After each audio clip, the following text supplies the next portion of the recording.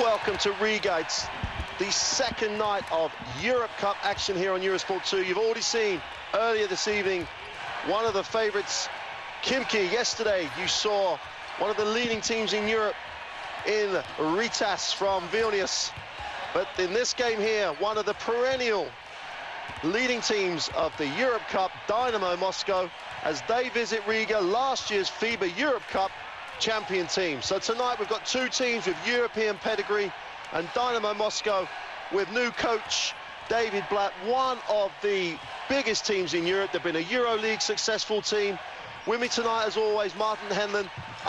This is Dynamo Moscow. We see them every year. Every year it's an excitement, and tonight it's no different. Well, Mark, you have to say that this is, if you want to talk about who the favourites are for this competition, just running down the roster of this team, you can see who is probably one of the, without shadow of a doubt, best teams on paper. Unfortunately, they don't play the games on paper. They play them on a basketball court, which is why we're here tonight to see how they can begin their quest. But you're right, David Blatt, big-name coach, big-time roster put together, high expectations for this team. Everybody's expecting them to go all the way to win the inaugural ULEB Eurocup. Well, the great thing about tonight's game, they're facing a team that have had European success. Last year they won the FIBA Cup, the level below what was the ULEB Cup, but they've won in Europe, and there's no substitute for that experience. They've got a number of guys who have returned. Demetrius Alexandru was with them last year. One of those things can carry over. Early game in the competition, they're at home, the crowd, it's a basketball crowd here in Riga. We've got to give these guys a chance. They've got a real chance. They're a European champion team. Well, if you're a betting man, you'd see that Dynamo Moscow have been favoured by 7.5 points tonight. So the bookies think it's going to be a bit close. I just hope if both teams play to the best of their ability, it's going to be a tough night for Riga. However, you've got Moscow on the road in a tough venue with a crowd that's loud and aggressive. Will get behind a team. You're right, they've achieved European success, winning the FIBA Eurocup last season in Cyprus. So it's going to be a thoroughly entertaining night's basketball. We can't lose. Either Riga's going to come out and make a great game of this, which is great news, or Moscow is going to be sensational, so we're going to see one of the best teams showcasing their skills early on. Well, while we have one of the heroes of Latvian basketball doing a ceremonial toss-up for the start of this program. Almost David Stern. Almost David Stern. Don't forget, we saw on Eurosport 2 last year Moscow get upset in Belgium earlier in the competition. Well, can lightning strike twice with David Blatt? I don't think so, but let's see if the team in white from Riga can actually cause an upset. This is game 3 of Eurosports 2 coverage, and we're in the half court, and here's Travis Hansen, one of the huge names on this Moscow team. Looking to reverse the basketball. They do a good job moving it, Bostan Nussbaugh gives it to Hansen. Hansen going inside, good rotation on the help. Another one, 3 shots, so that's one of the things that Riga can't do, as Sergei Monya, one of the regulars from this Moscow team, gets the offensive rebound. Well, interesting foul called down there on Gennaro Pargo. The point guard's falling all over himself there. That's Skele. You see him stumble. The referee's calling the foul there, the reaching on Pargo. Aggressive defense. The worrying sign on that first play, if I'm Riga, is the way, the ease at which Moscow got the ball under the basket and were able to attack the rim. Well, they got it inside to one of the best three-point shooters in Europe, in Travis Hansen. So obviously David Blatt wants to get the ball into the paint, wants to actually attack the basket. Well, Hansen's a good low-post player, and that's a great drive there. Gustas and Skele. This backcourt here, they're no chumps, let's put it that way. So as we said, this is a good Riga team. It's just a question of whether they can handle the depth and the efficiency of Moscow. It's a great jump shot nailed by Pargo. Oh, it's coast to coast and back-to-back points for Gustas, and someone's got to play some defense. It's all very well having the talent, but you've got to get down and play hard. Oh, where is the defense at both ends? Pargo to the basket for an easy 2. Mark, there's not much defense to stop that. That's called pure quickness. Skills and quickness. This team here, Moscow, you know, you look at Pargo, what was he, a 6-year NBA vet, played with the Lakers, played with the Hornets, and he's not just any old NBA veteran. He's a 10, 11-point-a-game veteran. These are big-time players. Natchbar averaged 10 points a game last year with New Jersey Nets. These guys can flat out play. Wow. And that's adding on top of the existing players, the carryovers, the Travis Hansens. They bring one of the better of the Lavrinovic twins over here as well. There's no weak spots on this team.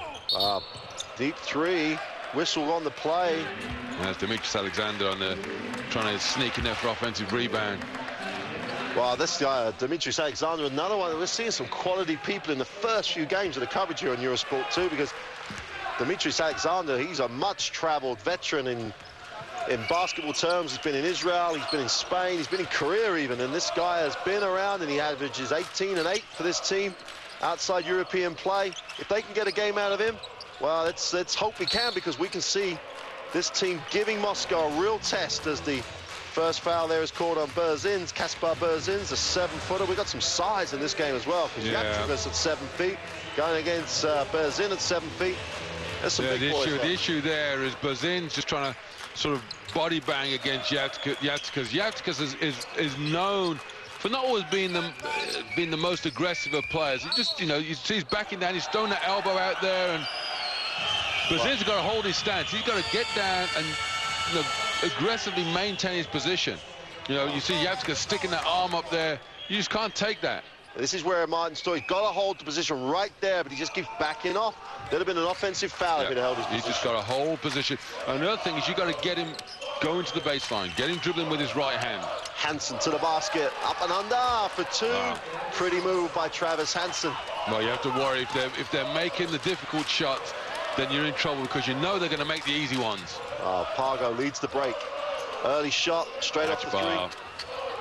Hansen again on the offensive boards. Excellent work as Monyuk recovers it as Hansen kept it alive. Pargo looking to try and go inside again. Sergei Monyuk puts it on the floor, backs out, takes the two, and hits the bottom of the string. And it's a nice start here as, sorry, that's Bar hits the two there. There's offense everywhere on this Moscow team. It's not just offense, Mark. This is just a, you know, this is every ounce a EuroLeague team. This team is almost playing in the wrong competition. They're playing men amongst boys, it looks like at the outset. Timeout's coming soon. Absolutely, straight away timeout. That Spar gets out on the breakaway from the Hansen assist.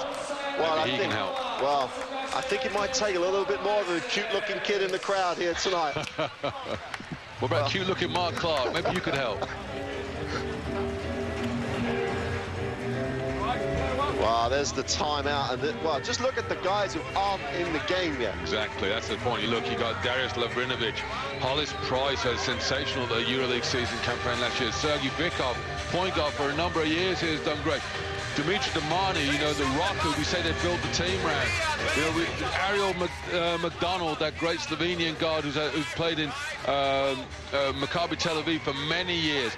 This team, from top to bottom, is pure quality. And you know, Vasilyev, been around for a long time, another 7-footer, and Korolev, you know, when he came in last year from the NBA, it was, oh, what's wrong with him? He still can't get a look in. Well, one of the most touted young players coming out of Russia when he was on that Siska junior team. And we thought, well, maybe this year he'll get some time, but obviously not. He's still sitting there on the bench, and he is a talent if he gets in this game. Well, Moscow, from 1 to 12, a talented lineup.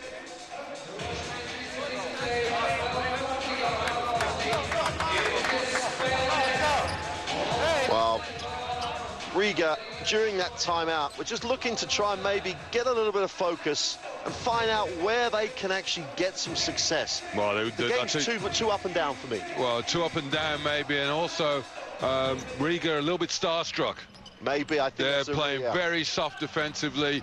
Okay, Dimitri Adamaitis, he's not a great defender, and Natchball will kill him any day of the week.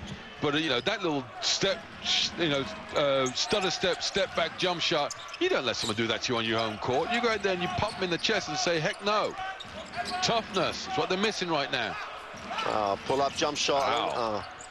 Skikell with the pull-up, puts his own rebound, gets into the keyway, kicks it wide open for the three, nails that one, and Gustas, well, at the moment, I think he has all the points for Riga. Well, the two guards, you know, this backcourt's been playing together for a number of years, Gustas and Skele. You know, Gustas, Lithuanian by nationality, been around a long time. Interestingly, he's the only player out here with a EuroLeague Champions medal. He played with Zalgiris in 1999 when he was a junior. Well, Natchball just about gets the roll. He was a little bit slow getting back on defense, but Travis Hansen He's one of those guards who just really kills you as a coach because he's getting to offensive rebounds, and he gets called for the foul there. Skilly gets to the basket and gets the 2 and will have the extra shot. You see Skelly there with a strong first step and bump all the way down the lane, just wait. The referee is waiting for him to shoot so he can make the call, and Travis Hansen saying, "Where's the foul, ref?" And the referee says, "Which foul? You could have chosen any one of 5 there." And so, these guards here of Riga are strong, and they will maintain and compete with anybody in this Eurocup group. The thing is, this Moscow team is so deep and strong.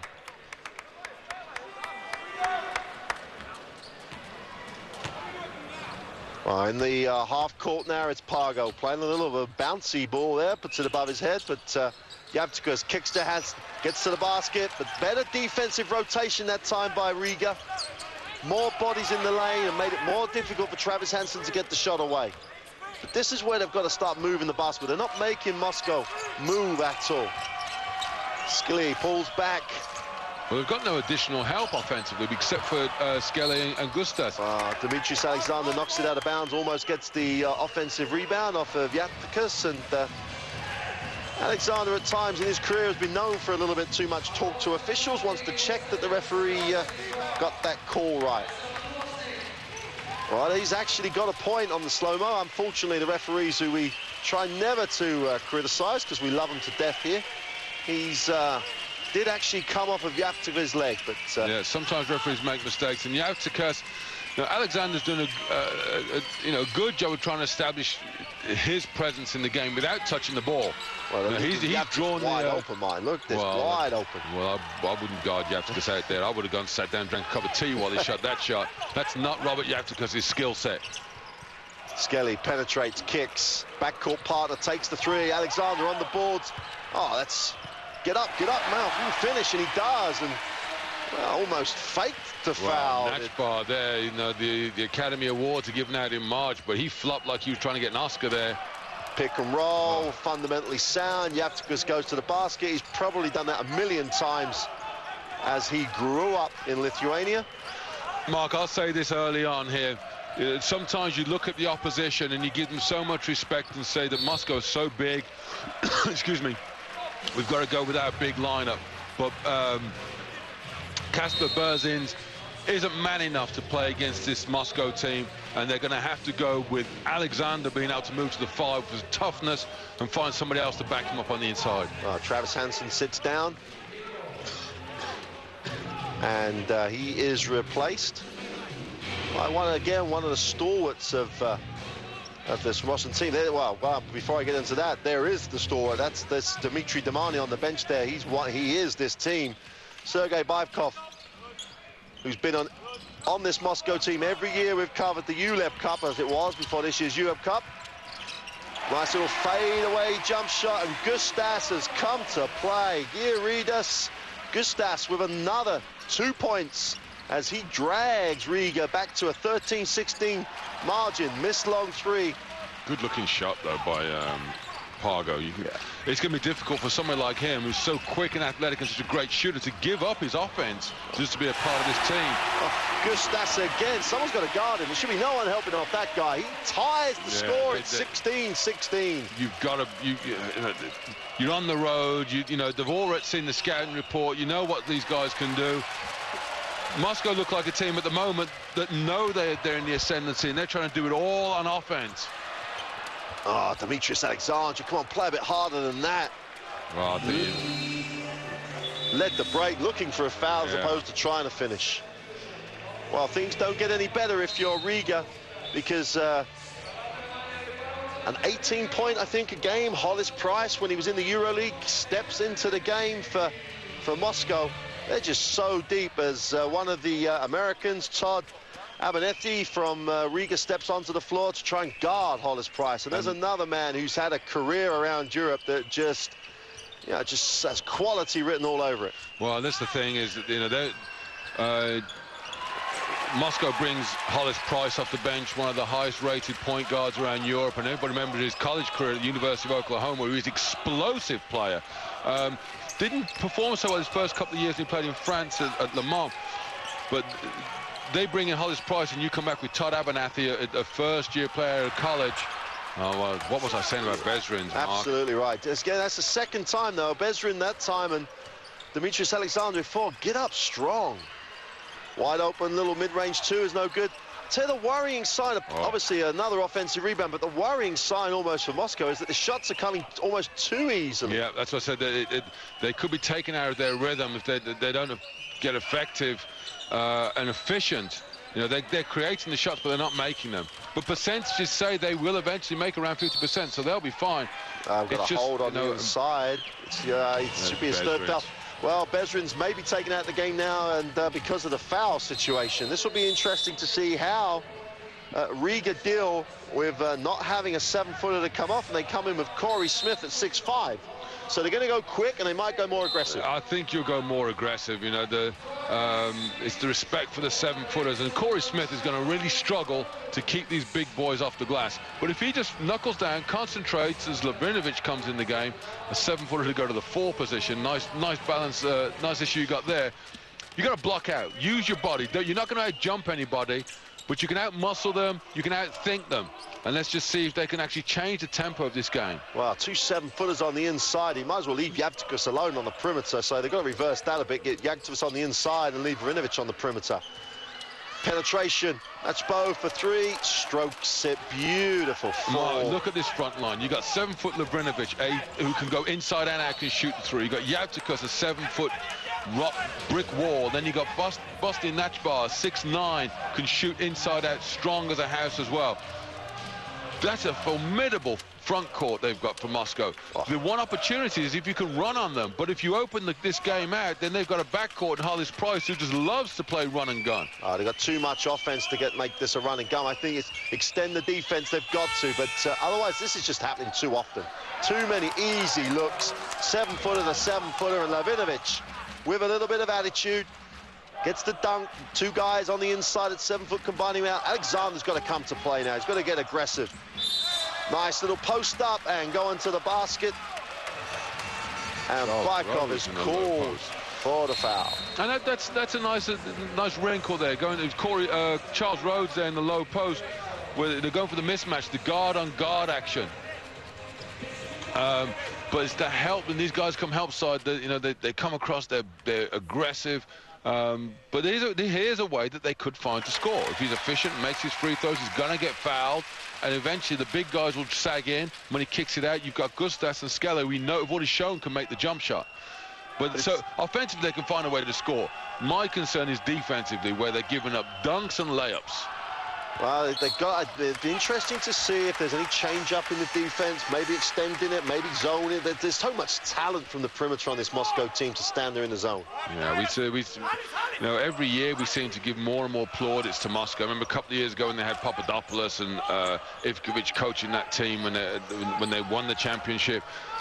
And then last year when they had Hansen and Monya and all these other big guys, and Yavtikas coming up from Panathinaikos. This year they've got even better. They've had even more NBA quality. But they had Henry Damani last year, didn't they? Domikant last year. This team here has got everything. And obviously a bottomless pit of money to pay for it. Well, interesting situation. They called Alexander for the offensive foul. Lavrinovic thought he fouled. And normally in that situation they should have actually called Lavrinovic for the foul. So he definitely reached in. Nice flash from Baikov to the high post.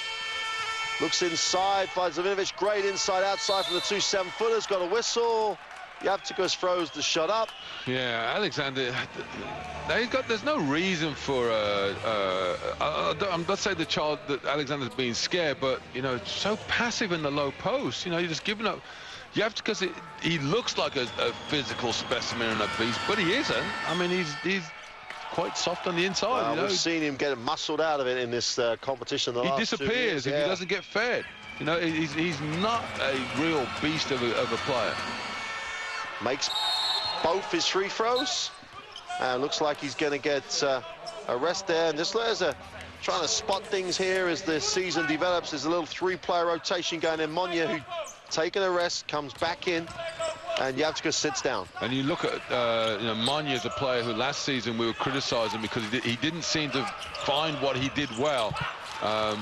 You know, great athlete, runs the floor, and I think he wanted to be a superstar. But now he's found his role, and he does a little bit of everything now. He misses the three, but that's a good shot, plays tough defense. Great balance for this team. There's a foul on Hollis Price as Abernethy went to the races there, beating down the floor for speed. And I still think the chance here for Riga, they can hang around. Moscow have had those upsets earlier in the season before, and that's what I'm assuming that Coach Muzinix has talked about hanging around, trying to get good shots, trying to move the basketball and maximize your opportunities. And one of those places is the free throw line. It's a good point, Mark. Dynamo Moscow have made mistakes in the past, so don't write them off. Don't mail this one in yet. And the other thing is, it's very unlikely. No team has gone undefeated throughout a ULEB Cup campaign. And okay, it's the first Eurocup campaign, but I can't imagine that happening as Vikov that time coasts to the basket for a layup. It's just too easy. They've got to play some defense. It's 25-17. Dynamo Moscow looking to establish control. 25 points already in the first quarter. I think we're going to get a foul there. We are. And that's one of the things that we're talking about there. Play the bigger guy for quickness. Get Larinovic in that situation away from the basket. Get him having to guard the quicker man. And you will get this Moscow team into foul trouble. Yeah, Charles Rhodes can't. You know, he's at 6'7", 6'8", 2 meters 3. He's got quickness. He's got strength.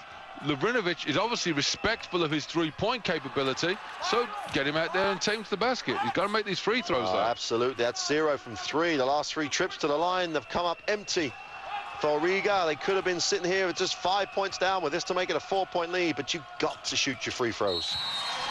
Makes the second. 9.9 seconds on the clock. And Demetrius Alexander takes a blow.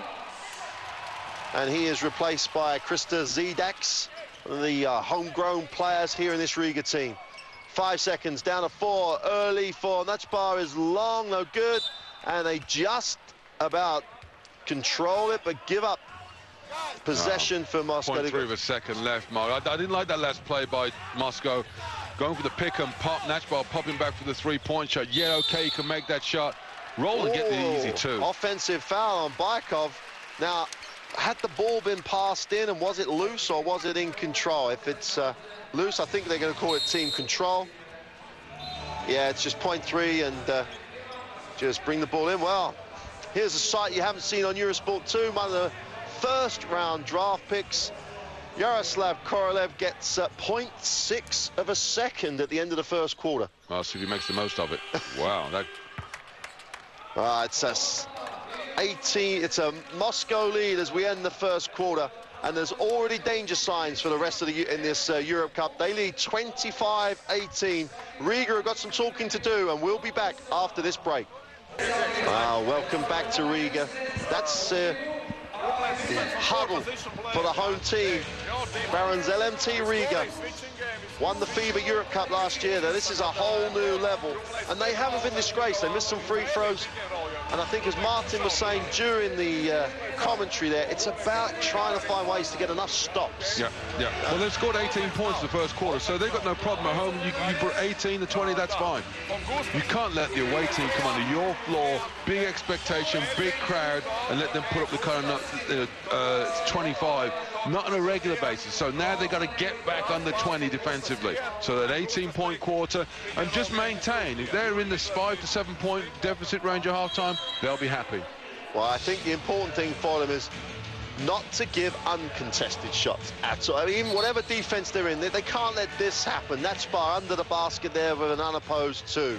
They can't give up offensive rebounds, and that's some of the problems they have, because this team can shoot the basketball.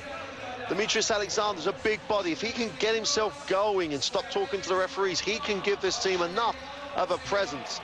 And the backcourt of Skelly and Gustas has points potential. Yeah, they've not been doing the backcourt's held its own, and they're only down by 7 points here. And you see Gustas and Skelly 1-2 punch. Alexander will come good. If he stays out of foul trouble, we know he will perform to his. He'll get you your double-double. He'll get your 12 points, 10 rebounds. It's the other guys got to step up. You need something out of Bezrins. You need something out of Todd Abernathy, who's played good, tough defense so far. But they're okay. Just stay calm and start believing. Well, Moscow trying to protect the big guys in the zone. Missed three-pointer. Hollis Price a chance to run, decides not to, and slows it up. Here's Nutchbar. He's just quality. Every time he touches the ball, he looks quality. Lavinovic at the high post. Throw in the block. Nice little spin. It's just too easy. It's too easy. Mark, you've been spoiled. You say easy. That's quality basketball. Quality. That's an incredible drop step spin. Little love pass from Lavinovic, and he straight bounces back up and dunks on the whole team. Yeah, real easy stuff. No, I know. It's not. It's not. That's not the point. It's just that Charles Roach just let him go. He didn't bang him. Didn't try and hold him. Didn't foul him. Didn't anything. There was no.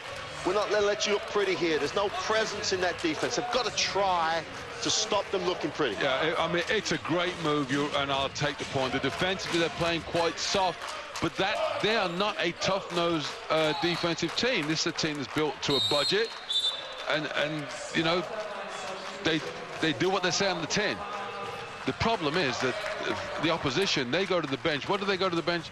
At the end of the first quarter, they brought in the kid Zidax, who doesn't even turn up on the scout report. And then Moscow's first substitute at the second quarter, Ariel McDonald, 10-year veteran. Been there, done it, seen everything. Moscow in the half court. 1 to 12, they're looking quality. On the dribble, pull back. Pull the trigger, hit the three. Wow, I'm about to say, I'll live with Sergei Manya shooting threes like that off the dribble, but actually you won't, because he just drilled it. It's a nice look to this Moscow team for one reason. I think Blatt's already given them a green light to play. Yep. You know, it's not about that he's not overstructured it. As long as these guys play defense, he's almost saying, we're going to place you in positions, and you guys are going to show me how good you are every day. You take good shots, I'm going to stay with you. And automatically now, Nutchbar will take the shot, get to the basket. Yep. Lavinovic, they're making decisions for themselves. And as you said then, Ariel McDonald, who's won European titles all round Europe, steps off as the fourth guy in from the bench. Looking inside again, Lavinovic. They don't get the travel there as Sergei Manya, after making the three, hangs around and does things on the inside too. 32-18. This is danger time here for Riga. Alexander misses the easy two. Moscow, chance to run. Yeah, no shots there. Normally Alexander certainly in the Latvian league, and to a lesser extent in the Baltic league, he's shooting that layup over somebody the same size as him, 6'9", 6'10". You've got 2 7-footers coming at you. It changes things. Hollis Price was just so quick on that first step. Wow, this is exhibition stuff. Now, don't ride off Riga. You know, they're a European winning team last year, so they're not going to lie down in there at home. But at the moment, Moscow are looking, well, they're looking hot in terms of a team that's potentially going to go all the way in this competition. Desperation three from the 7-footer. Berzins, Kasper Berzins, didn't even look like he was comfortable doing it. Good defense, though, Mark. Good, solid defense. Okay, poor offensive series there by the Latvian outfit. But you see how Moscow extending defensively, and Manya just sort of laughing at Berzins there, saying, come on, what are you doing? And it's a tough night there, but let's put this Moscow team in perspective, okay? The crowd tries to give the home team a bit of inspiration. They lost to Khimki. So they've lost one game in the Russian league. They beat Khimki the other day, and we saw Khimki earlier on today, a very effective outfit. But they also lost in the Russian league to Spartak Premier, which is one of the worst teams in the Russian league. So they do have off nights. Wow. There's a whole crowd here hoping this time out from Riga will give them an off night. It must be an incredible time.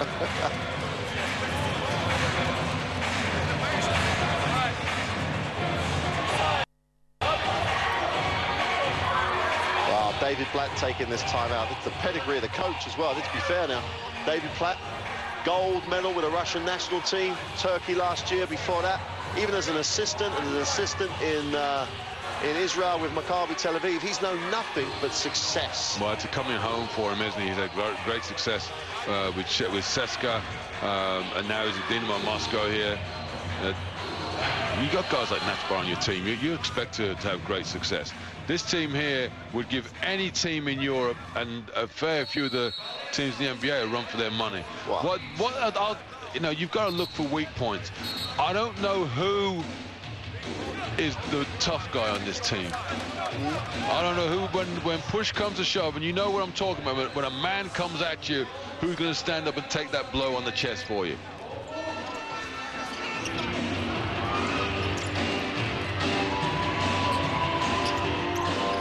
Well, coming back after that timeout, and Riga have got to find a way to try and stop the offensive flow that Moscow have. At the moment, they're picking options, they're moving the ball beautifully, they're setting screens, and they're sharing the basketball. But when it's their turn, when it's someone's turn, you're getting quality and everything. Nice back pick by Yaktivus. Hollis Price on the dribble, comes off the screen, gets into the keyway, get a little floater. That's better pressure. Three guys just jumped to the middle to help there. Pushing the ball early. Gustavs, even he starts with his Alexander, nice rebound, but gave it up to Aaron McDonald. Just quick hands by the veteran. Almost turned over, and it's that man, Gustavs, who's really not doing anything apart from enhancing his reputation as a player. He's doing a great job for Riga. He's a great performance tonight, as I said. In the backcourt of the Riga outfit have been strong, and Alexander got a great aggressive rebound before. I think they're waiting for him to do some things he would normally do, but he's not really having the game that you expect. Wide open three for Adamatis. Where's he been tonight? That's the first shot he's taken, and that's what he does, shoot spot up threes. It's taken them 15 minutes, but maybe that's the sort of spark that gets them to relax and just play the game that they're used to playing. Moscow's in that zone, and if they're patient enough, as well as being aggressive to try and make the zone shift and try and find holes, they'll get open shots. McDonald, shot clock all the way down, has to fire it up. Better series. Last two series for Riga have been good. Following that timeout, they got the bad shot from Price and the shot clock violation with McDonald with the ball. Nice kick, open three, makes the three, and back-to-back threes, and even Kasper Berzins hits the three. 6 points, close it to a 10-point game. No, he's looking to the referee now. He's got to, when Myavskas drops that shoulder and throws him backwards, he's got to take the charge. He's got to stand in there tough. Because Myavskas is a bit of a thug out there. You got to be stronger with him. Well, Moscow, after saying they shared a ball, McDonald with a quick release on the tough-looking three. Berzins just about comes up with a rebound, but just lands out of bounds before he can get rid of the ball. Yeah, good defense, good defensive series for them. But all of a sudden, substitute time, and they come Travis Hansen and Gennaro Pargo. It's a thankless task playing against this Moscow team. Just the referee, as we always expect, just get that one right as well. He landed before he could get rid of the ball. Out of bounds, Travis Hansen. You know what, funny, Mark, you talk about Travis Hansen, a great three-point shooter. He hasn't shot a jump shot yet. Goes inside. Backing in, Yaptigus. Nice little touch. You've got to have some help, though. You know, Berzins has done all he can. And at some points in time, you go and then you take the ball off him. You see when Alexander gets the ball under the basket, they're clamoring and there's hands sticking in there. Yaptigus just took his time and shot a scoop shot underneath the arm of a 7-footer. Stats to the basket, gets blocked. Chance to run here. 4 blue shirts down the floor, 4-3. Pargo makes a real mess of that. 2-on-1 going the other way. Trying to get too pretty. Oh! Well, let's stop being pretty both ends and let's just score 2 points. But well, he didn't have the ball under control. He tries to go for the glory pass behind his back, and Gustav says, I know you well, my friend, but not that well. Alman Skelly with a turnover. And David Platt takes that timeout, and that's not surprising because they've come up empty the last 4 trips, and not only have they come up empty, they've come up with no offense at all. Well, I think they've relaxed a lot, haven't they? When they stretched the lead out 34-18, they thought, okay, job's over, let's get ready to get the flight back home. But now Coach Blatt is reminding them that they're professionals and they've got to stay focused and concentrate and execute offensively. One of the things that people have asked at various points, when you're this deep and you've got players coming in and out, whereas some of these guys might have been used to being in the game for like 30 minutes, they've got to adjust to being in there somewhere between 18 and 22, 23. Sometimes can take a while for the season, during a season, to develop that. It could well be, and you expect a team like Riga that's got a definite rotation, a 7-8 man rotation that's quite clear-cut. But the guys here on the Moscow team, you're right, there are some guys that aren't going to get playing time they normally expect. And I would be surprised if this is the same roster that goes throughout the season.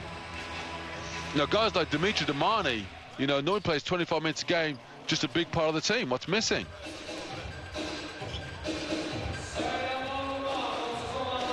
Well, just coming out of the timeout in this second quarter, and Moscow, I wouldn't say that David Platt was worried, but he wanted to make sure these guys didn't get complacent. They lead 36-24, and on the back of a 6-0 run for Riga, David Platt had seen enough of that, and they'd stopped moving the ball offensive. Oh, that's another turnover, almost just recovered by Yaptikus. Better help defense as well from Gustas. Oh, nice spin by Yaptikus. There's some help. Kick, extra pass. Pargo gives it up. Hansen for box 3. Out. They've come up. Team come up with a rebound. That's okay. As I say, the Bucks are good defense. Make them do something. Oh, Skelly's thinking about it. Gives it inside. Alexander going to work. Double team. Kicks it. Pass should have been better. Backs it out. Got to get something happening quickly. Playing his own defense. Gustas is going to have to shoot this. There's not a lot of time left on the shot clock. Daz pulls the trigger for 3. Alexander almost. Poor apology for an offensive rebound there. Just sort of walked in there. Didn't work hard, but Pargo controls the basketball with a 36-24 lead for Dynamo Moscow. The rhythm's very slow for this game. Interested to see who this benefits. It works in the favor of the home team if they can score. Well, they've got to come up with balls like this. That's what you like to see, though. Your NBA player, he's the first man on the floor. Natchbar comes up with a held ball. Now, he hustled in there. Yep. Yaptikus missed the shot, and he tried to hustle in there, trying to get that rebound. Yaptikus gets the turnover. Watch Natchbar try to hustle and get that steal, and Adamaitis said, I better stand here and fight for it. As opposed to Demetrius Alexander, who let the game go on around his feet. Well, there's a legend. And I don't use that word very often, but in Russian terms, in this club's term, Dmitry Domani is nothing short of a legend. Well, the club captain does what he does. You know, he shoots a bit. Here's your toughness. This is the guy, when I said who's the heart and soul, who's going to take the punch on the chest for you. This is the guy here, but I don't see where he gets a lot of minutes on this roster. Yaptikus again. They're doing a better job now in the rotation. Travis Hansen spins. Got to find Damani, puts it on the floor. We've got a foul on the reach. That's lazy defense by Adamaitis and Damani. He does qualify for veteran status at 35 years old. Yeah, and you see, when they've upgraded the talent on this roster, you know, guys like Damani, who've been around the club for a long time, will take the hit on their minutes quite happily, because he knows he's been around long enough that his time will come. So if he's not getting playing time the first 10 games of the season, that's okay. You will need me. Oh, beautiful move to the basket by Bochinachbar as he just sliced the defense and went to the basket and made 2. Quality, absolute quality. And this is one of the features we've got here on Eurosport 2 now. We've got quality NBA guys, not just guys who weren't getting time, guys who are factors on their team. Skilly looks like he's hurt, and we've got a foul there on Gustas.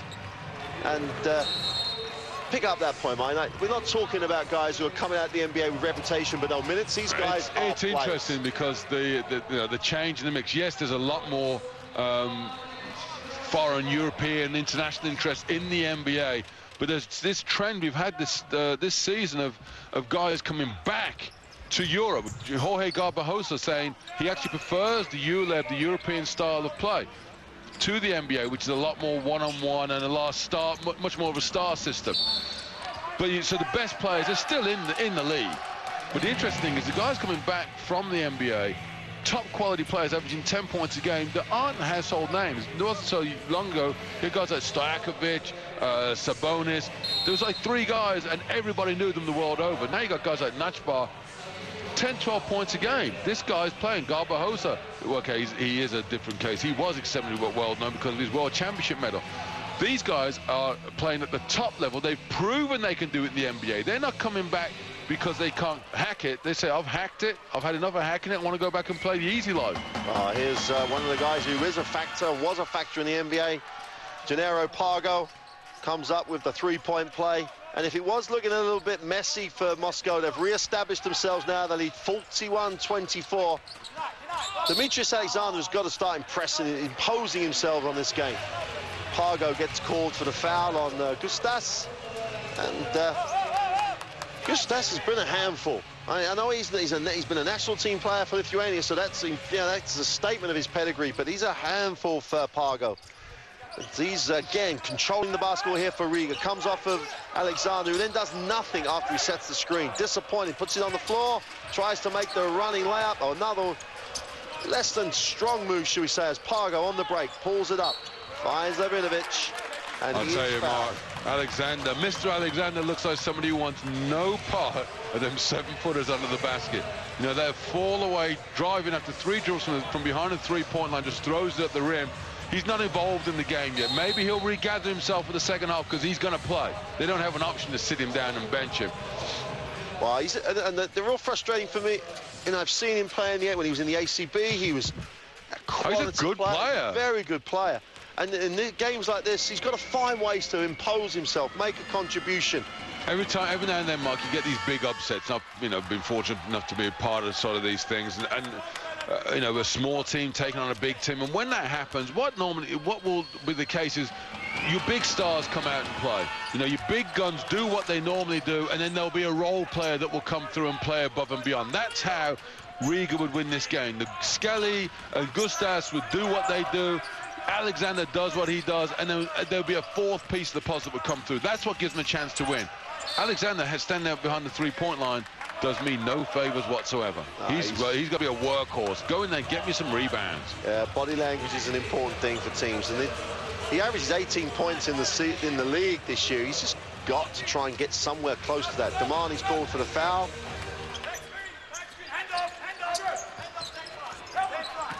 Here's Kravchenko, and gives it up. Alexander's going to settle for the 3. He might make it or not. He catches nothing. Shot got what it deserved.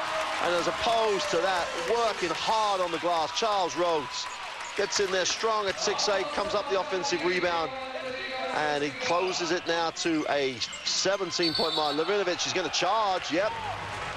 Waiting for that one. Levinovic is not happy with it, but it looked like it was going to happen from a long time. Yeah, the nice finish at the other end there for Riga. And, you know, my concern for them, defensively, they're sort of so-so. They're hanging in there. We said to get a second quarter under 20. Okay, they've kept Moscow down to 18 points with under a minute left to play. It's defensively, though. I mean, 6 points in the quarter. I mean, they're just getting, you know, they've locked them up and thrown away the key. Yep, absolutely. 43-26. Kravchenko and Damani. At the point, they got a foul there on Hollis Price, and I can't say enough good things about Gustas. Price is quick. He's a good defender. He's played some of the best leagues. He just beat him there for speed. That's just reaching in, and Gustas attacked him. That's a good decision by the young guy. Yeah, it's hard to recognize it. It happens a lot quicker than it does when you see the replay. But Gustas sees Hollis Price rock forward onto his toes, and sort of leave his feet a little bit. That gives him enough of an advance to dribble past him.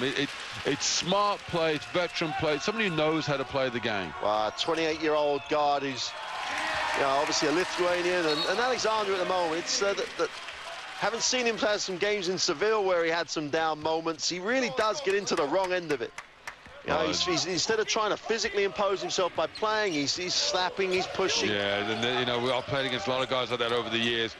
You don't get, at this level, you don't get to punk people out. You know, you prove it on the court. You play hard basketball, and that's how you measure manhood. Yeah. There's no measure of manhood by slapping somebody or shooting a cheap elbow. Referee's going to spot you sooner or later. Just play your game, sunshine.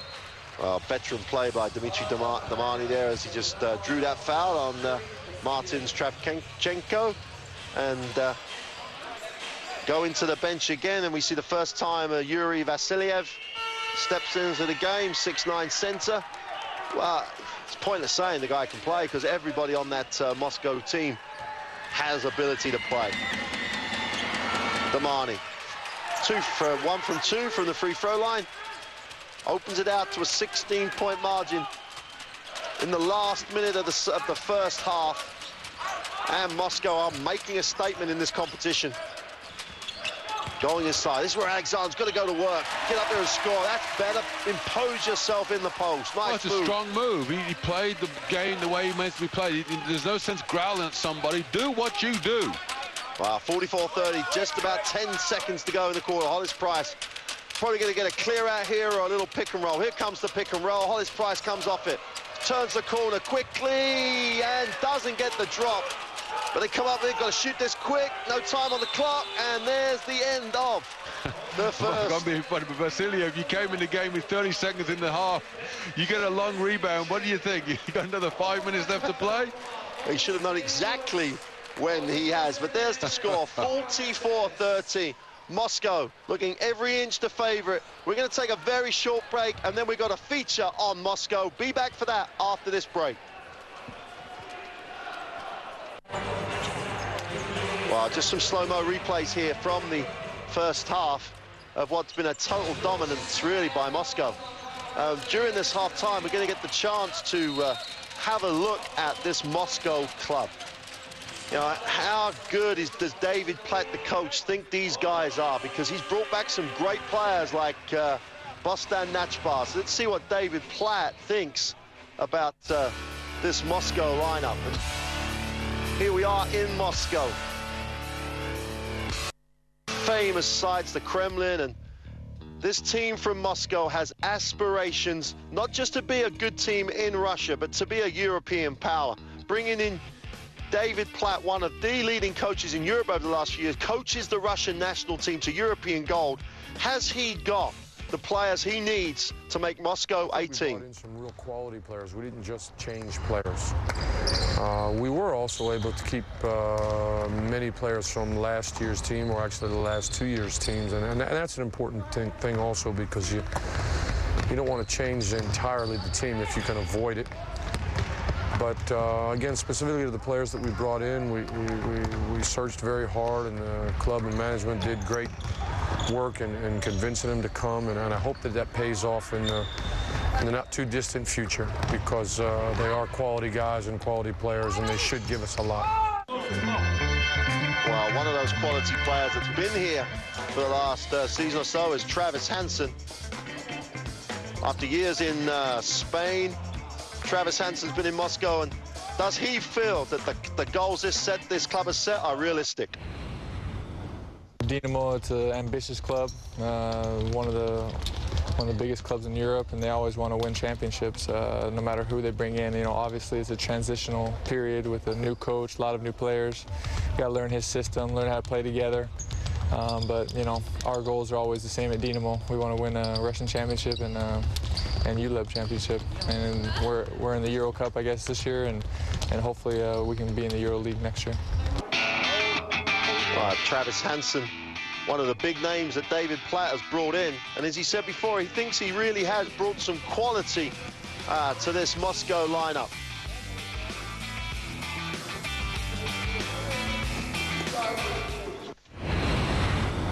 If you look at the new format of the Eurocup, and if you look at the strength of the teams that are in the Eurocup, you're really looking at a great competition, probably the best ever for this level. Several teams that are unquestionably of EuroLeague quality. My expectations are for extremely difficult, hard-fought, and competitive games in all the groups throughout the entire season, whether it be in the first round or second round or final 8. And it's going to be a big challenge to go far into this competition and then hopefully do something special. Well, one of the guys that David Platt has brought to Moscow is Janira Pargo. Had a great season in the NBA, packing up Chris Paul, but now he wants to make the impact in Europe.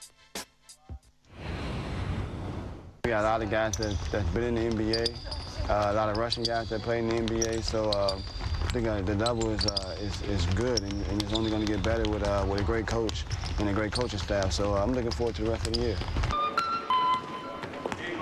Well, in addition to Pargo, one of the other NBA guys is Bostan Nachbar. Nachbar is just one of those other quality guys from the NBA that Moscow really believe is going to give them the chance to be successful in this competition.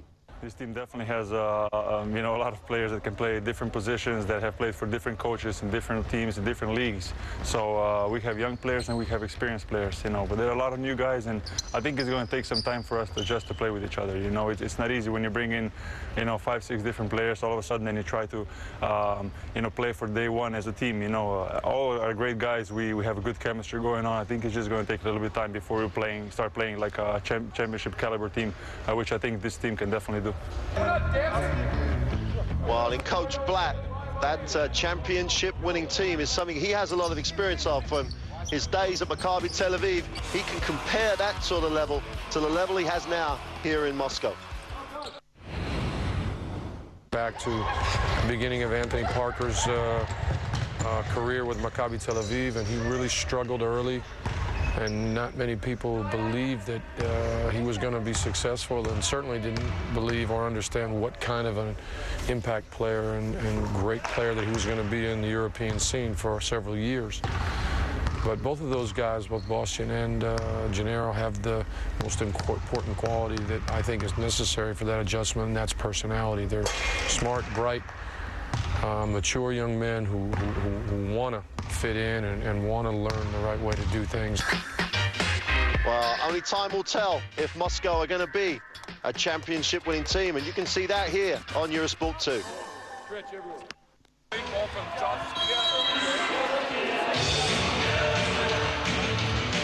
Well, back to some highlights here, and Moscow really did make a statement.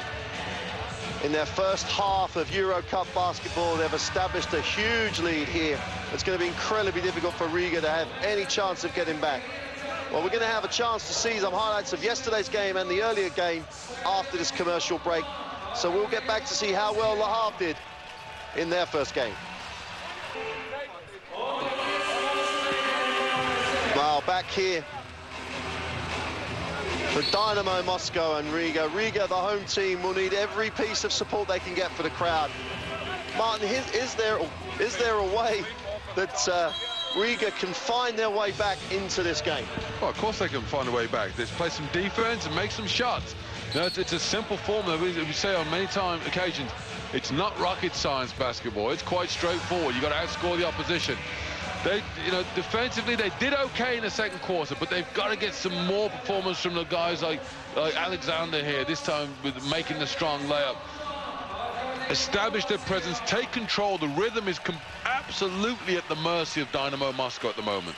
Well, Moscow have so many weapons, and in some way Riga have got to try and close it, but not giving too many shots up to Moscow. So we're going to take another break so we can recharge our batteries, and we'll be back for the second half. Give and see if Riga can get back into this game.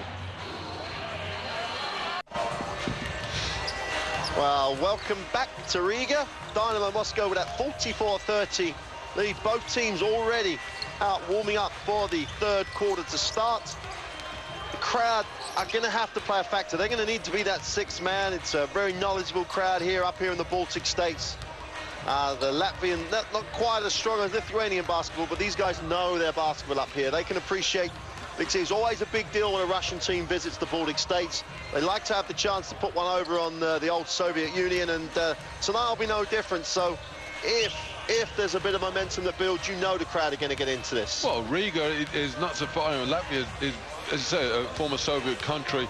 There's a great appetite for high-quality basketball in Latvia, and Riga has got, you know, you've got teams up there. You've got Ventspils, you've got Ask Riga, you've got Barons Riga. Three teams right on each other's doorstep, all play solid basketball. The Latvian league is competitive, and they've got the added incentive, Baltic League, where they compete with teams from Estonia, Sweden, and Lithuania, and that's where the standard has risen over the years, because it's not just an intramural competition, it's international competition. So when they spill over into these contests like FIBA Cup and Eurocup, they're very successful. That's one of the things we were talking about before.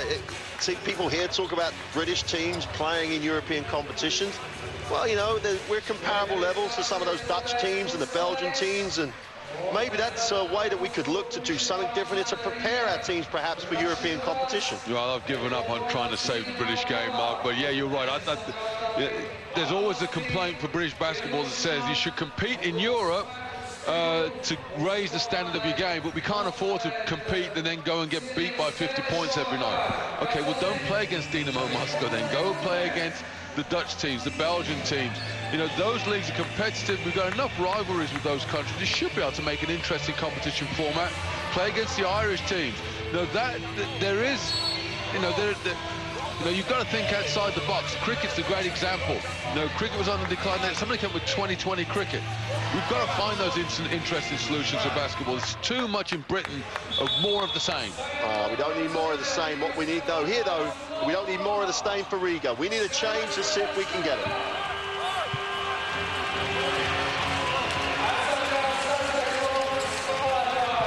Well, as Dynamo Moscow come out for the start of the second half here in Riga, they lead 44-30, and they're in the control of this game. They've had a great first half. Coach Blatt will be very pleased with that. He's getting minutes into a lot of his team, his rotations, getting different combinations on the floor. It's looking good from that perspective.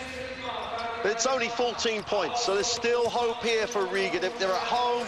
Shevchenko's got the ball here, trying to actually get some half-court offense going. They've got to get some stops, get this under 10 as soon as you can. Well, the start of the game, this third quarter is important, specifically as Moscow have gone back into that zone defense again. Got to get them out of the zone. You've got to play them tough. They've switched into a switching man now. Got to finish that first play. Great block by Hansen. Great block. Nice. I was in about nice ball movement, but Travis Hansen. Well, when people talk about Travis Hansen, they say, yeah, great three-point shooter, great this. But he plays in, coming up with numbers, every aspect of the game. A block there, defensive rebound, offensive rebound. Great aspect, great attribute for a player to have. Well, he's learned to become a man on the basketball court and add veteran experience. I played against him when he was in college at University of Utah many years ago. And he was a live wire then, coached by the great Rick Majerus. So he's had a great ground and a great foundation to build on. And now 5-6 years on, he's into a solid veteran, exactly what you'd like. Another steal coming down the other end. Soleimania gets to the basket with 2 points. Poor entry pass to the post. This guy needs to handle the ball more. Gustas, who had a great first half for Riga, needs to see the basket, need to find ways to get in the ball in areas where he can be productive for the Latvian lineup. And they're trying to go at Alexander, and still he's playing soft. You know, his team are waiting for him to, they're saying, you know, give us a sign, show us you're ready to play, big fella. Pargo comes off that pick and roll. Monya just gets forever to shoot the three, doesn't make it. Good hustle on the defensive end, a chance for Riga to try and get their first 2 points of this second half.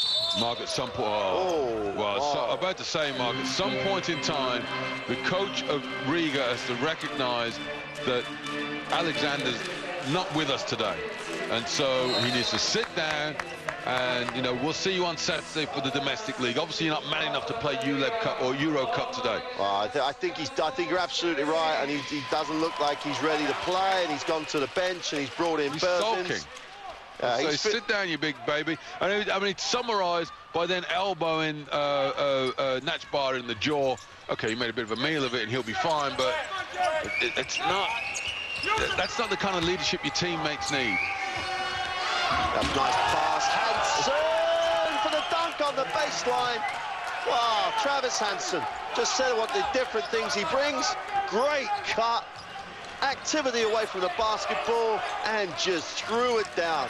Love to see that one again. Well, I'll tell you what, Bezrins wouldn't like to see that one again.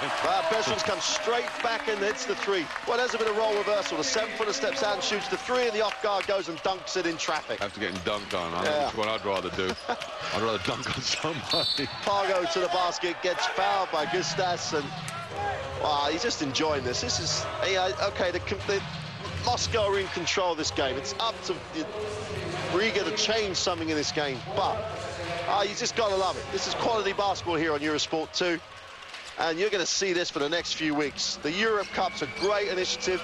You've got FIBA and ULEB working together to come up with a competition that really brings the different competitions, a seamless structure all the way through to the EuroLeague. And we're the people benefiting from most because we've got guys at this level. Janiro Pargo on the three-point. And Mark, you look at this new structure, and it has made the ULEB Cup, which was a solid competition, 54 teams last year, and we couldn't even begin to figure out how you qualified. It's a straightforward affair, and look at the quality of teams that are in this competition. We had Ritas last night. You've got Moscow tonight. Earlier you had Kimki.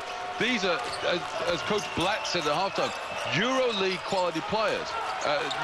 EuroLeague quality players and teams. So the whole standard is raised. So even now the FIBA Cup, the Euro Challenge underneath this one, the standard of that has risen as well.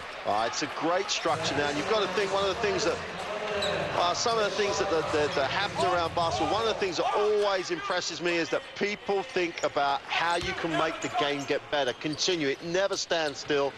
And in Europe now, we've got this competition, this Eurocup competition. What an advert for the game in Europe. Well, Jordi Bartholomew, of the chief executive of the ULEZ Association, deserves a lot of credit. Great man, great thinker.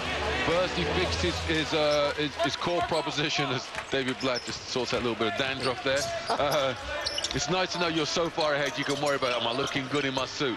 But Jordi sorted out the EuroLeague, his marquee product, built a strong association with the NBA, but also has got a strong strategy regardless of the NBA. European basketball is thriving. Here's Bezrin for the three, strokes the three. Hey, this guy should just stay on the three-point line. You know, we criticised the first one he shot, but you can see why he puts them up, because he can make them. It's still only a 14-point game as Pargo pulls it out. And that's the thing, we're talking about Moscow being a great team, but Riga are good enough to make these guys have to play hard. Here's Pargo on the dribble, trying to isolate in the post of Yaptikas. He needs help now. While this guy's dribbling, he's not a great passer. He did a better job, though, that time. How many times did we say last season, when Yaptikas, he starts dribbling the ball down in the low post, he's going to shoot. Yep. 2-3 dribbles, go take it off him. And that time, better defensive set. They faked at him, He went to the jump hook, which we know he's going to come back to. Much better defensive series. And maybe they're starting to believe, you know, with their star player Alexander on the bench. Oh, Gustav, what can you say about this boy? Julius Gustav, the 28-year-old, playing with such enthusiasm. Great reverse layup, cuts it to a 12-point game, 38-50. Pargo to the keyway, gets the basket. And I think they're going to give him that, although it should be an one. Kovachenko's, disappointed. That's just pure quickness. Gennaro Pargo, when he was drafted by the Los Angeles Lakers, he was supposed to be the missing piece of the puzzle. It was when they had Shaq and Kobe Bryant playing together, and they were lacking a point guard that could give them great defensive intensity, but also a bit of offensive punch when necessary. This was the guy they wanted to fill that role. His first season never had the breakout season they were expecting. Ultimately, they went with Derek Fisher, came back and filled that role, and we all know how many rings they won then. But this guy's a top-quality prospect. He's plied his trade. The NBA is such now that you don't stay at a club for a long time unless you're a superstar and they can't afford to sell you. Well, Pargo guarding Todd Abernethy, who's back in the game. No, I'm waiting to find out what this guy has offensively. Well, didn't have to wait long. Todd Abernathy, a 3-year starter and captain at Ole Miss. This guy here could play. He's not a scrub. He's just learning his tools of trade. But Skele and Gustas, those are two quality guards he's playing behind. Nice 3-man rotation in the backcourt for Riga. Wow. They've just been let down at the front court. I hate to name names, but I'm going to.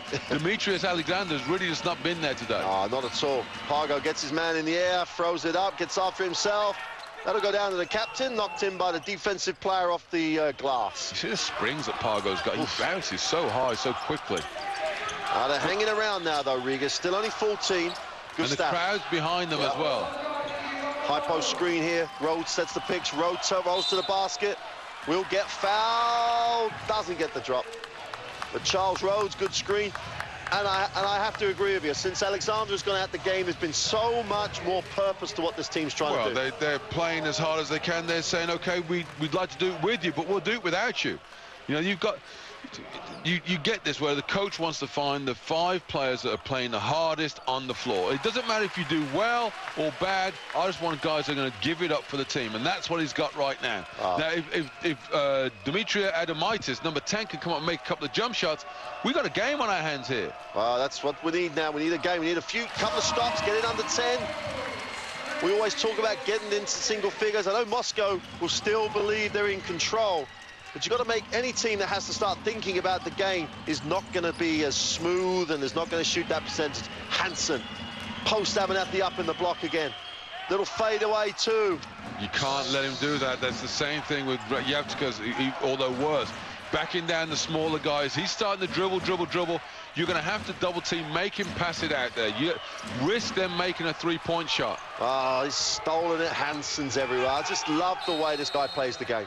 Well, every facet of the game, he makes contributions. One of those guys who has stats everywhere. Charles Rhodes, not the guy who's supposed to be handling the ball 3 feet behind the 3-point line, and Gustas didn't make. She got to take strong control, come and snatch the ball.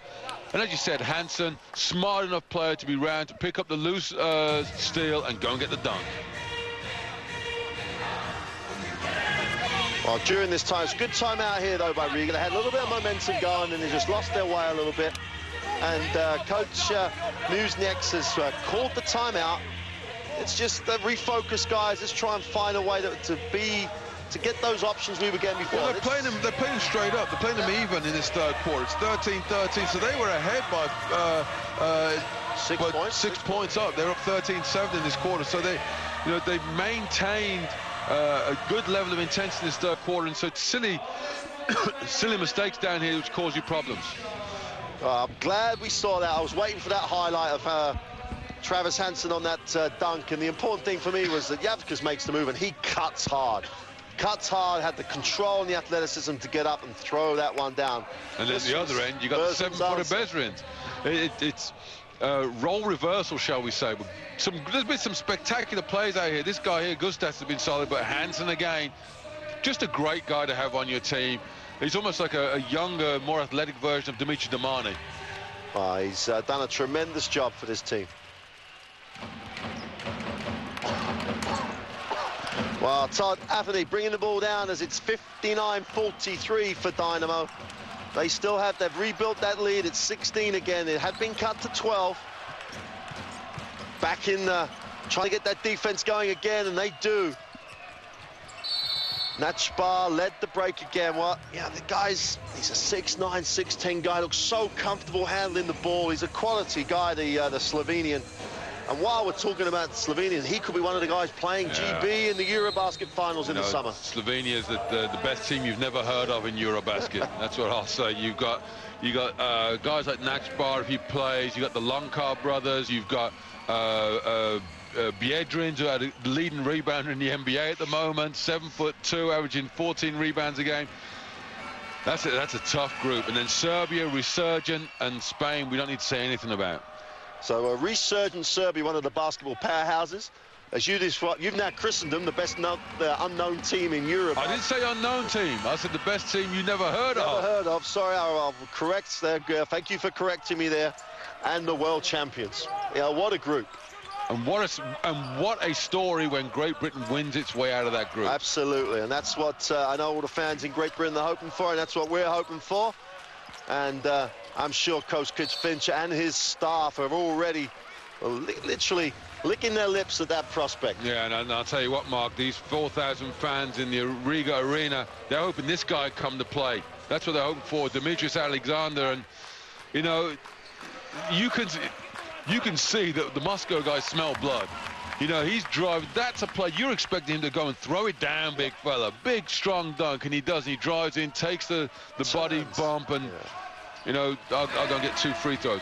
I said to you, at the end of this game, statistically, he will be fine. He'll say, I've got 10 points, 10 rebounds, whatever. But he's just not had the influence on the game that you would hope. His body language is wrong. I'm disappointed because I was expecting a lot more out of him. He is the heart and soul of this team. Hansen again backs in, nice extra pass. And another dunk, and that's Alexander didn't come strong. I'm blaming him because the rotation should have come around as well.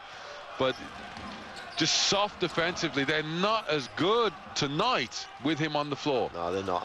And it's disappointing to see that because he is a quality player, whereas Charles Rhodes doesn't have the tools, but he's playing hard. No, you're right. Absolutely limited. He's got a toolkit like mine. You great big box, open it up. There's like a broken spanner, a screw with no thread on it. But hey, he makes the most of those things.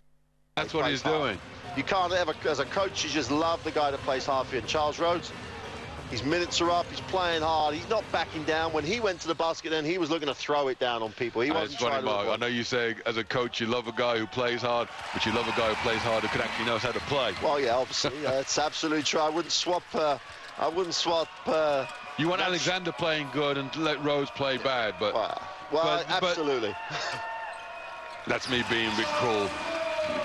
Rhodes has been a solid production. If you imagine if Alexander's getting his average numbers and you've got Rose producing to this standard, they're in the game. That, you know, they're only down 16.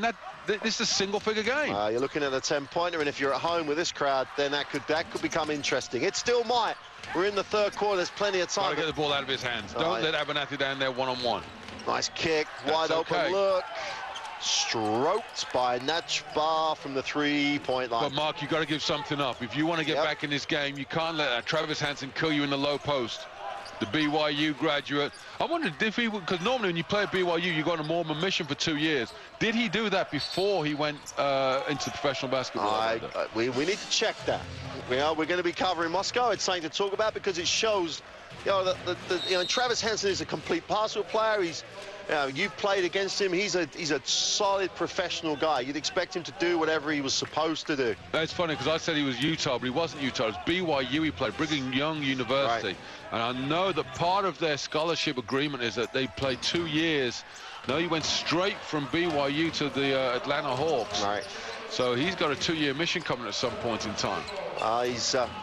Whatever he decides to do that, he's probably going to do that as 100% as he plays. This will be a Barons ball on the baseline.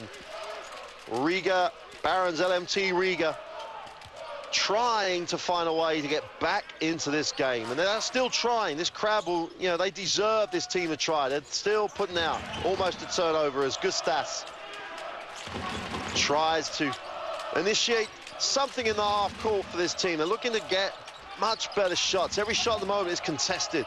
Alexander going to work in the keyway. Little touch, weak shot again. Just not extending. It doesn't look like he's trying to finish.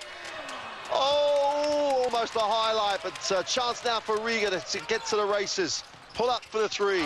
Strokes the three. There's Adamaitis on the end of the break, but answered with the easy two down the far end. And someone's got to get back. Adamaitis makes the three, so somebody got to recognize if he's shooting a three, then somebody's got, where's his man? Let's get back and help him. Well, it's wasn't as if anyone was on the offensive glass, so Nachbar just ran past people. Here's Gustas getting the high post screen from Alexander, kicks it. Got to shake that himself, does. He's short. Alexander had inside position and still didn't come up with it, and Charles Rhodes still putting out, still trying to earn his paycheck on the offensive board as Pargo pulls it out, looks to get Hansen on the inside, or Nachbar on the inside, and Hansen with the offensive board. Well, Hansen has done more damage tonight inside the keyway. Yeah, he really has added to his game, though, hasn't he, Mark? He was a three-point shooter, great athlete, would, you know, rebound from the guard position. Now he does a bit of everything. He rebounds. He said he gets assists. He's got 4 assists, 3 steals. You know, he's drawing fouls. You know, he hasn't made a three-point shot tonight. But what he has done is really led this team by example. Here's Pargo, 5 seconds where he's just going to come off this and try and create himself, and does, and almost gets it off the glass. 10 seconds, loads of times here for Riga. Gustas recognizes that. Nice 6 recognition seconds, by once the screen, going to pass inside. Good move, strong move.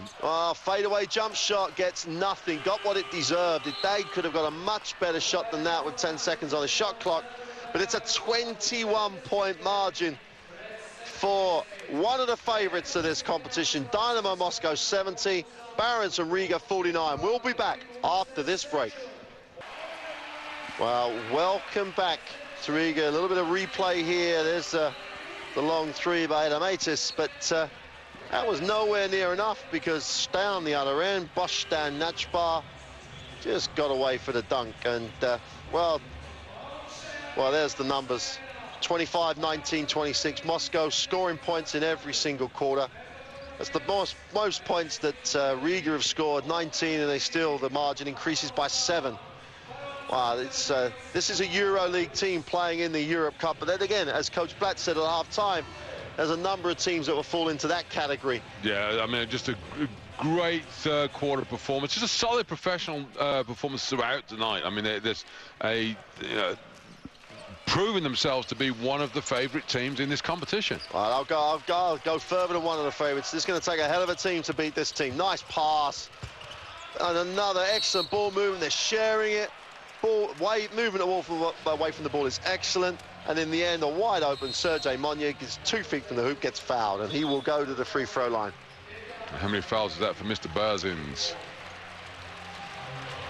I think is it 4? I mean, maybe 4 or 5. Well, they're sitting him down. Well, Let's just comment on old on young Kristas Zidak's coming into the game. This young man's gonna. It's a bit of a baptism of fire. I still say though, Mark, if the best player or the marquee player of Riga had shown up, came to the office with his hard hat on, Demetrius Alexander, this game could have been a lot different. I would 100% agree with you. And this guy's come to play though. Giedrius Gustas done a decent job for his team. Corey Smith on the wing, gives it to Alexander. Is he going to start playing hard now in the fourth quarter? No, he kicks it though. Nice pass. Wow, Kravchenko is blocked, and Moscow are ganging up on that play. Here's Pargo in the half court, gets that high post pick and roll. Oh, fumbled by Monya, but finds Baikov, pulls it out and decides not to shoot it. One of the good things this Riga... 8 seconds on the shot clock, though. Baikov's going to try and create a shot and gets wow, caught a carry. I'm about to say the referee's going to call a foul or something. Vikov normally very efficient on the dribble. One of the things about, you asked me about having a team this deep. They are so good in the starting 5 and the balance of this team. They will get into a lot of blowout situations, but of course with point spreads being so efficient and important, you can rest your starters in the fourth quarter as they are now, still maintain defensive intensity so you don't eat into any of that point aggregate. So I think that's another reason why you have a team that's this deep and this strong. Normally fourth quarter you get some garbage points. There's no garbage time against this Moscow team. Oh, absolutely not. And here's Baikov, he's on the wing, comes on that high pro screen, kicks it. Monya finds Nashbar. Oh, great first step. He's fouled on the way to the basket, and that man's basketball education just went up a notch. Kristas Zidaks, the 18-year-old, well, tried to close out, and before he'd even realized it, Bostan Nashbar went straight past him. Yeah, and you know what, Marcus, the disappointing sign there. When that foul was committed, everybody in the gym knew it was committed by Zidaks. Demetrius Alexander raised his hand. It's like, get me out of here. Wanting to get the foul. He should be in Australian jungle, I think, at the moment, rather than on a basketball court. Oh, that gives him the celebrity status. Ah, well, maybe there's a Latvian jungle he could be in. I'm a celebrity player on a team that wants to get off the court, and that's the Demetrius Alexander. Well, he's not going to do himself any favors with a crowd. This crowd's a knowledgeable crowd. They're going to see that stuff too. Yeah, of course they are. They recognize that. You know, he's a guy who's played at a higher level than Latvian and Baltic League basketball, but he should be, as you say, 18 points a game. Give me 16, give me 15. Don't come up and give me 6. Corey Smith just came up with nothing himself. Hansen to the basket, little kick off, and it's reset. Let's give it to Pargo. Pargo off Yavkivic's pick and roll. Turnover, a chance for Riga to get going. Mark, you see what I was saying about the intensity being maintained defensively and offensively. You know, you still got Nashbar, who arguably is the best player in the gym, still playing hard on the court. First guy back there. You know, his team is up by 20+ points. Bit of a turnover. He's the first guy back. You know, you never let your level drop if you're a quality player, and that's exactly what Bostan Nashbar is. There's part of me that hopes we really do see him in Eurobasket, but there's part of me... There's another elbow. There's another part of me that says, no, I don't want him. And Yavkivich gives him a look, and I'm with Yavkivich 100%. And so the answer to that is Yavkivich picks up a foul, and in comes another 7-footer. Here comes Lavrinovic, who's... Wow, he's a stellar player. He's a player who's been around and he's can play at any level. We talk about Darius and Krzysztof Lavrinovic, and they both, you know, the twins, when they play together, they shoot threes, they rebound, they score. Lavrinovic is just playing his role on this team. He's taking up space. That's what you go. Of course, when you're getting paid a couple of million euros, you sort of don't mind sacrificing your game. But money aside, these guys are high-paid players no matter where they go. Long three is no good off the Pargo field. Bostan Nashbar comes up with nothing. These guys are here, Mark, because they want to win championships. And it's 2 championships they're after. It's the Eurocup in this year, and also thinking about EuroLeague next season, which is a much different proposition, but also the Russian Super League, which is very competitive at the top. Those playoffs are playoffs you'd love to see, wouldn't they? CSKA Moscow, just to mention them, always in the one of the final 4 regulars in the last few years, And then we've already seen Kimki, we've already seen Unix Kazan. We covered Unix Kazan, and we're going to get the chance to see those teams throughout this Eurocup season here on Eurosport 2. And on that GB flavour as well, Great Britain's men's captain Andrew Sullivan plying his trade at Samara in the Russian Super League at the moment as well. Oh, Alexandra. Oh. Well, I'm not really sure that there's got to be something here from Coach Musnik as to why he's keeping Alexander in the game. To me, I'll tell you why.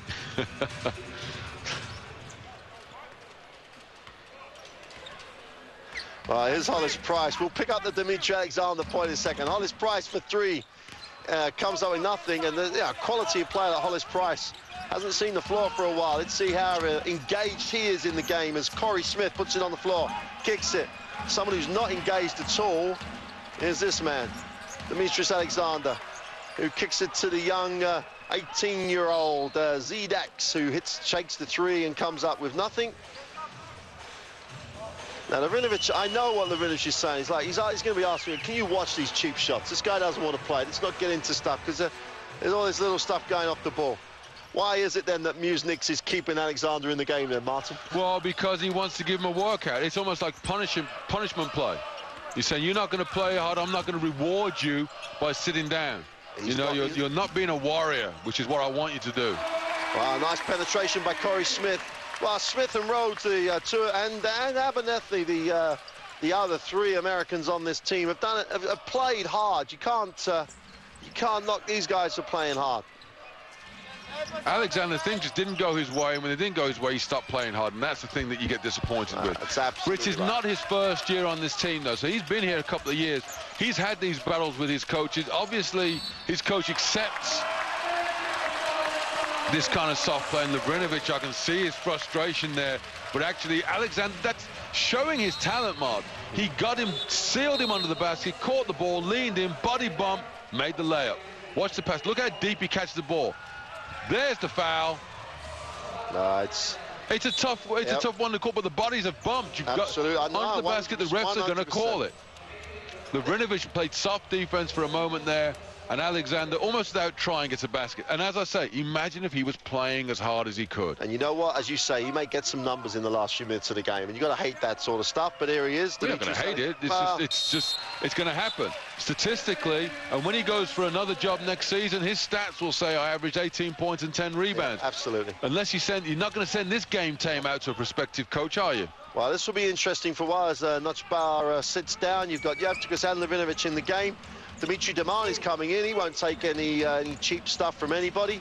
And we've got Yaroslav Korolev. We saw 0.6 of a second of him earlier on. Now we're going to see a few minutes of him at the end of the game. Dimitri Damani finds Baikov, gets the penetration going, knocked away. Gustav's chance to lead the break for Riga. And looking and waiting for his team to get set. Comes off that high post screen, turns the corner, looking for the... Well, that's a tough shot. Had a wide open... Great defense. 3 guys all over him. Corey Smith was wide open in the corner, chose not to give it to him. Here's Hollis Price calling the play. It's late in the game up, but watch the way the Moscow players, when they swarm around a penetrator, their hands are up, their arms are big, they're distracting, almost like a handball player. They try to make themselves look bigger than what they really are, distracting the pass. Korolev on the penetration, goes up, buzzer goes. Well, that's a man who's not used to playing. It was good to see him trying to run stuff for him. We got him deep in the shot clock. Have to say, saw him play as a junior in the tournament in Hospitality near Barcelona for CSKA Moscow. What a talent. He got drafted after that year as a first round. Just shows the level at Europe you have to make that step from being a talented junior into a pro. Also, Mike, that raised the question that I often have considered over the years. A lot of, particularly you see a lot of Eastern European players, they burn out early. They play so much basketball so early in life. By the time they get to 21, 22, they plateaued. I'm not saying this is happening in this case. He gets drafted by the NBA, he goes over there, right, that's it, I'm big man now. Comes back this level, and the kid that he used to abuse is now playing well ahead of him because he's learned the game, he's improved, and he versus Korolev has stopped improving. I hope that the talent he had as a young man comes through, because at 6'8", 6'9", he's a good athlete, can handle the ball, had a reasonable perimeter game as a youngster on the CSKA Moscow junior team that was literally the best junior team in Europe that year. So I'm interested to see how he plays. We get a chance to look at him now as David Platt now has given everybody court time on that Moscow bench, except I don't think Dmitry Krostov, the young 18-year-old's been in the game yet. So see if he gets some minutes as we get deeper into the game. But Lavinovic, so on that replay, he still cares, these guys. They're not going to give anything up. That's another good sign of a good team. Well, also, he's making the point that, come on, referee, you know this guy's throwing cheap shots out there. He's not engaged. You're going to reward him with a three-point play. Well, it's an 18-point margin for Dynamo Moscow. They lead 72-54. Deep in the fourth quarter, 4:30 to go. Alexandra deep on the perimeter. Rhodes to the basket. Charles Rhodes for two. Cuts it to 16 as Hollis Price tries to... this is great practice time now for Moscow. They're trying to look to run sets. Damani's getting some floor time. Young Korolev's getting some time. But you've still got some real quality people on the floor. Natchbar's back in the game. That was a very brief time there for the young man, Korolev. Oh, he sits down. He's like, you mess up once. If you're not going to take advantage of your court time, young man, I'm going to take you out. There's the shot clock violation. Well, Moscow lose possession. Half defense, half poor execution there. You'd expect Moscow to get a little more out of that set. 16-point game, chance to get it to 13. You never say never. It's a long way back, and there's a lot of talent in the team in blue. Alexandra just settles for three, and I say it without toning my voice because it's so disappointing. He just strolled to the three-point line, stood there and shot the ball. He's such a good player. That's the thing that frustrates you about it. Yeah, if he wasn't good, we would almost be just leaving it alone. You'd write him off. We've had some nights, Mark, over the years in ULEB covering these competitions. You've seen guys, the big Portuguese guy that in Portugal who looked like he couldn't play dead in a cowboy show. Leon, what's his name? No, Leon Thomas, I think his name was. Yep. Comes up, he's playing against this Turkish team, throws his heart and soul out there to get 20 and 14. Look at that little push there. What's the point in that? That's another one of those get me out of here. That's a get me out of here foul as Moscow with Hollis Price control it on the and Lion back off with the inbound pass. Hollis Price. Quality 1 to 12 on this Moscow team. High post pick and roll. Lost down that spar off the glass. Quality, quality, and quality. Just about to say, oh, that's a really ugly shot, but he jump stops and extends, reaching to the basket. Big hands, can make the layup with a finger roll. Just great execution, great player. I'm just so impressed with him tonight. He's come to play. He's in the double team here, deep in the game. He's coming over and help, and on Demetrius Alexandra, and Alexandra just, as you see him in front, strolls back, didn't even get inside the three-point line as that shot went up. Damani at the offensive end gives it to Hollis Price. So this is David Platt saying to the guys, we've won this game. We're going to run some offense. We're going to try and see what options we get out of things. Baikov, open three is short. Yevtikas keeps it alive, and Hollis Price will set, and we'll have another 24 seconds unless they get something easy going to the basket. And we get a foul. Was that on Alexander again? I mean, he's trying to get his fifth foul, so I won't be surprised if it is. Here's Yuri Vasiliev after a very brief period in the first half. He was the guy on the end of the game, wasn't he, where he missed the shot, didn't even take the shot at the end of the half. But so Coach Black gets trying to get everybody into the game. Baikov on the free throw line, doesn't get the roll. Well, certainly tonight we've seen two of the better teams in this Europe Cup, and it's going to take a tough team to beat this Moscow team. Oh, absolutely. They're doing this on the road, and the impressive thing about it is they've shown flashes of what they can do offensively. So if you want to take them on offensively, it's going to be tough for you.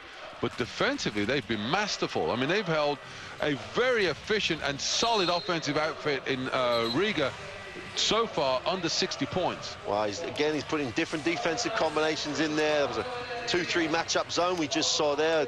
execution was excellent in terms of the exchange of players, and as players cut, the people were bumping cuts, matching up, making sure that there was pressure on the ball. So David Platt making a real fist of this job he's got in Moscow. And you could say, even though they've been very successful last year, they were favourites for the ULEB Cup, along with Badalona. Didn't make the final. Girona beat them. So yeah, that was a bit of a turn up for the books. But Girona was a good team. Yeah, and then they folded, didn't they? Yeah. Even it's an amazing scenario. One of the teams that makes a European final then folds over the summer. It's the fragility of the sports, professional sports outfits nowadays. Well, especially at the moment. But there's Bykov finds Damani. Little back screen. Hollis Price off of a down screen. Doesn't get the roll, but they're pulling offensive rebounds. These guys aren't stopping playing. Here's Bykov. Vasiliev outside the three-point line. There's those down screens to release Hollis Price. Going inside, Vasiliev in the low post. Nice little pass and a little reverse layup by Bykov. Well, it's a bit of a clinic and exhibition at the moment. Mark, you know, that's the fourth reverse layup or reverse dunk we've had by Moscow. And these things are no accident. Those are drills that the Moscow guys will do as a matter of course in practice on a daily basis. Oh, turned over. Sloppy pass, but Bykov looks up. Referee gives him a hand. And this is Korolev's second chance to read the clock. See if he can play, because he had a chance to go one-on-one and messed up. Yeah, Nachbar there just got a little bit off balance, and Vikov had pulled up. And actually the rules of the fast break is you got to hit that baseline before you slow down. Well, 1:20 to go. 58 to the home team here from Riga, 77 from Moscow. Whatever happens, it's been an impressive performance. Pull-up jump shot, way long. Price with a defensive rebound. Zidax with a long shot there. And on the break this time, Bykov didn't stop. Easy layup. Another reverse layup. Yep. It's interesting, Mark, because people say, well, where do they learn these skills? You know, that's team practice. You have your shooting practice drills, probably Tuesday morning or something, and that's something that these guys will shoot hundreds of those shots repetitively. And they don't miss layups very often. As Corey Smith strokes the three, gets his team over the 60-point mark, and Hollis Price bringing it down for Moscow. High pro screen by Vasiliev. Price to the basket. Nice kick. Damani, who's done that for years, gets his feet set but misses the three. Well, you can see he's not sort of in the zone now. There's no pressure on Damani as this game winds down. Just a great performance. Absolutely. We use this word sometimes a little bit too easily, but is what rings a bell with the way Moscow done tonight. And the difference between them and this year, this was the phase last year where they got caught out a little bit in an early season game. No chance of getting caught out this year. And Dynamo Moscow are putting a marker down. We've seen three teams in the first three games of our coverage here on Eurosport 2, who all of them are potential winners of the competition. We've started at the top, and we've really put a marker down for this whole season of Europe Cup basketball here on Eurosport 2. Don't forget, though, if we're not showing it live or if it's not on, you can catch up with all the action from European basketball and most others on all sport on eurosport.yahoo.co.uk. Catch that website, because if it's happening anywhere in sport, it's on that website. And it's a tremendous performance here by Dynamo Moscow. End of the game, last shot from Riga, and these crowd will go home tonight, one, disappointed, but two, they'll go home really recognizing that they have seen one of the best teams. Martin, how good is Moscow? Well, you know, it's early days. I've only seen 4 teams in this competition so far, but I think I'd say that's a potential champion in the making. Wow, this team from Dynamo Moscow celebrating, meeting the team from Riga at half court. This is the only nice thing they've probably done to them all night. They have shown tonight that they are a real potential winner of the Europe Cup. So a tremendous performance. They come out with a tremendous win here on the road in Riga. Professional performance by Moscow.